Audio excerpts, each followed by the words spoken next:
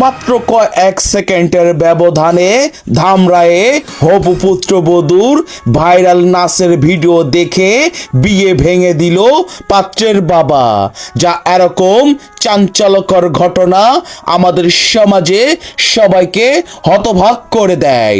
হ্যাঁ প্রিয় দর্শক শ্রোতা ও বন্ধুরা, ইতিপূর্বে আমরা সোশ্যাল মিডিয়াতে বিভিন্ন রকমের একটা বিষয় নিয়ে আলোচনা ও ভিডিও লেখালেখি দেখতে পারছি।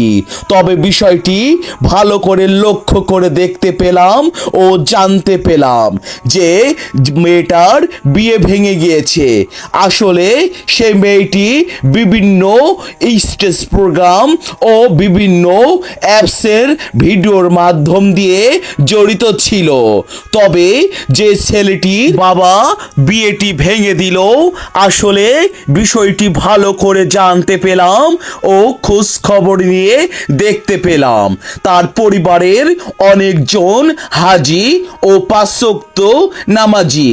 তার কারণ তারা কোনো আনন্দ বিনোদন কন্টেন্ট ক্রিয়েটর বউকে ও পুত্রবধূ করবে না তারা। তবে এরকম বিভিন্ন সোশ্যাল মিডিয়ায় লেখালেখি টাইটেল নিয়ে আমরা বিভিন্ন রকমের কথাবার্তা ও মন্তব্য করছি।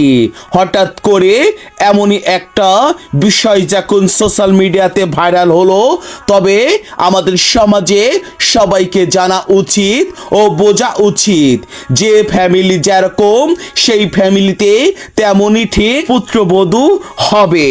তবে এটাই স্বাভাবিক।